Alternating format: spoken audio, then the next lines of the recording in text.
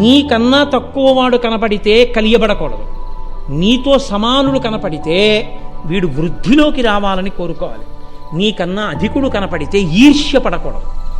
వారు ఎంత సాధన చేస్తే ఈ స్థితిని పొందారో వారి దగ్గర తెలుసుకుని నేను కూడా స్థితిని పొందాలనుకోవాలి. పెద్దవారిని చూసినప్పుడు వచ్చే అసూయని పూజ్య భావనతో గెలవాలి.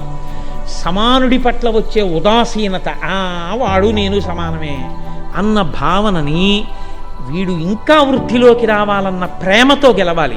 నీకన్నా తక్కువ వాడిని చూసినప్పుడు వాడే పాటి అనడం కాదు, వాడు కూడా ఈశ్వరుడి అనుగ్రహంతో ఒకనాడు గొప్ప స్థితిని పొందుతాడు. వాణ్ణి గౌరవించడం చేత నేను ఈ స్థితిలో నిలబడగలుగుతాను తప్ప వాణ్ణి అగౌరవపరిస్తే నేను దిగజారిపోతానని నువ్వు తెలుసుకుని ఉండాలి.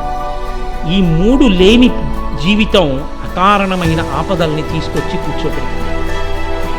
అప్పుడు మళ్ళీ కనబడ్డ ప్రతి చోటికి వెళ్ళి అయ్యా నాకు ఆపదలు వస్తున్నాయండి, నాకు కష్టాలు వస్తున్నాయండి, నేను ఏమిటో ఇబ్బందుల్లో ఉన్నానండి చెప్పుకోవడం కాదు. నీ జీవితాన్ని దిద్దుకో, నీ ప్రవర్తనని దిద్దుకో, నీ నడవడి దిద్దుకో. నువ్వు భూతముల పట్ల, భూతములంటే ప్రాణులు,